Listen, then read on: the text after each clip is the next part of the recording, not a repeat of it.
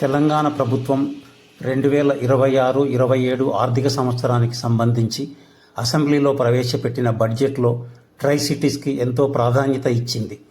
Tri cities ఉన్న core urban region cure పరిధి వరకు ఆయా పథకాలకు అవసరమైన నిధుల కేటాయింపులతో పాటు ఆర్థిక సంస్థల నుంచి రుణాలకు ఆమోదం తెలిపింది.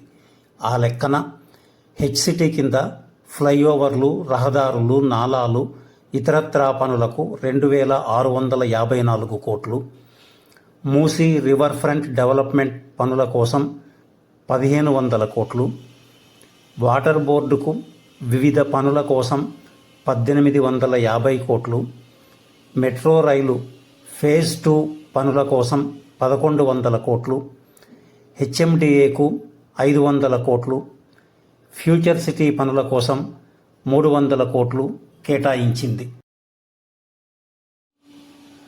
క్యూర్ పరిధి వరకు ఉన్న 3 కార్పొరేషన్లుగా మారిన greater Hyderabad municipal corporation GHMC, Cyberabad municipal corporation CMC, Malkajgiri municipal corporation ఎంఎంసీలకు మాత్రం ఎలాంటి ప్రత్యేక నిధులు కేటాయించలేదు. కొత్తగా ఏర్పాటైన కార్పొరేషన్లకు నిధుల అవసరం ఎంతైనా ఉంది.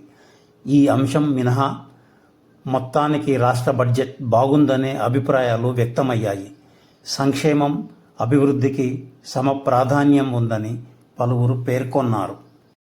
బడ్జెట్లో కేటాయింపులు లేకపోయినప్పటికీ హైదరాబాద్ నగరానికి అవసరమైన అభివృద్ధి పనులకు ఎప్పటికప్పుడు ప్రభుత్వం తగిన విధంగా సహకరించనుందని, ఆర్థిక సహకారం అందించనుందని ఆయా కార్పొరేషన్ల అధికారులు అభిప్రాయపడ్డారు.